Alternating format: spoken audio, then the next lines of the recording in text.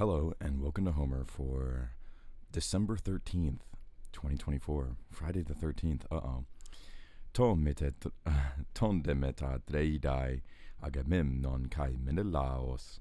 Toi serapai antes turin epie menoial ken.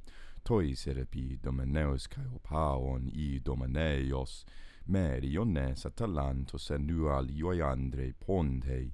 Toi sirepeu rupalos euai monosaglos huios, teukros deinatos eothe palinton atoxa titainon, stedat hupaian tos sakei telemoniadao, entaias minupexeferen sakosautarhogeros, paptenas epeati noisteusas en homiloi, beblecoi homenauti persona potumon autorhaltis ion pais hos hypometera dusken eisaianto de min sakei kryptaske paenoi.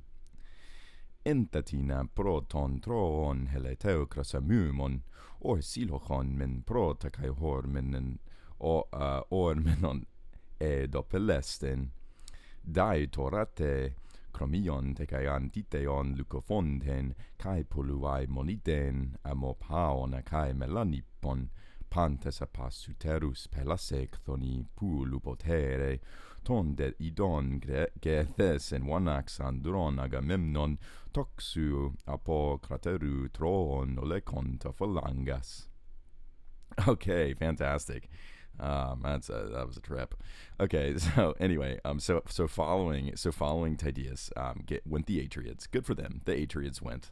Agamemnon and Menelaus, and they were cloaked. They were wearing their courage, like a strength, a bold strength, right? That they were rushing into the fight.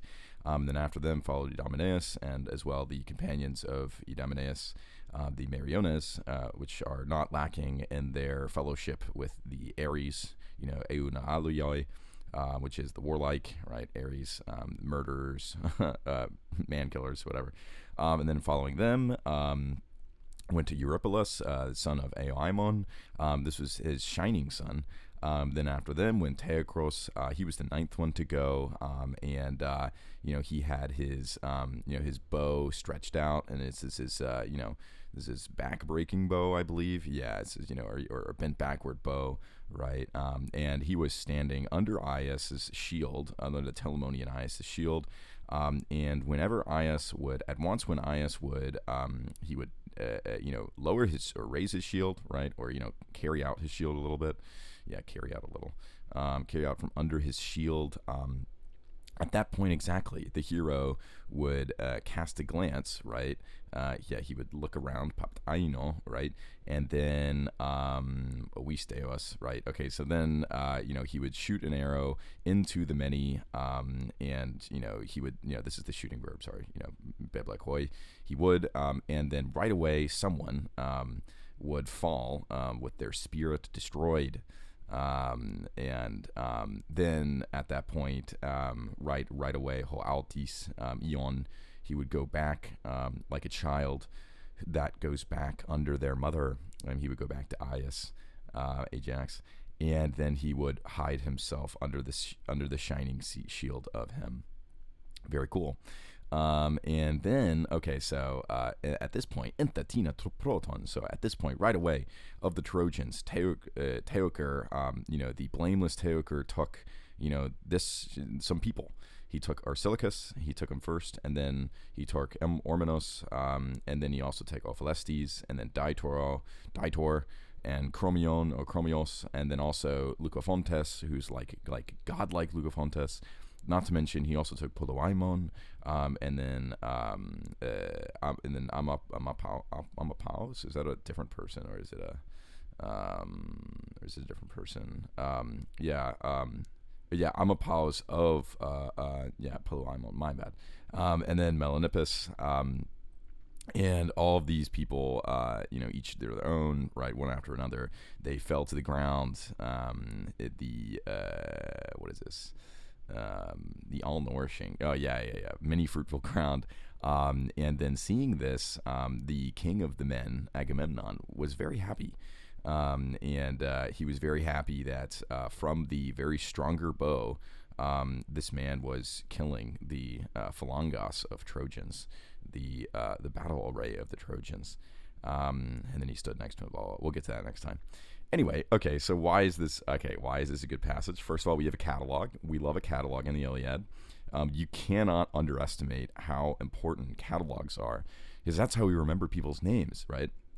But this is a really poetic little pair of passages that we have, because first of all, you have like the listing of the 9 Achaeans that went into battle, right? And then I believe, right, we have 1, 2, 3, 4, 5, 6, 7, 8, right? We have 8, people that, he takes down, right? 9 versus 8. Anyway, it's a special number, right? It's a special number somehow. The numbers are like kind of similar. Anyway, the passages are balanced, right? Basically, like, it shows this is actually, this is the this is what he's doing.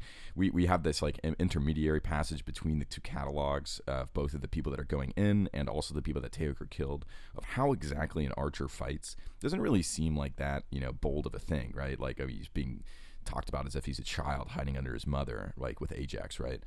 But at the same time, I mean, look at all these people that he took care of, right? And his king is very, very proud of him.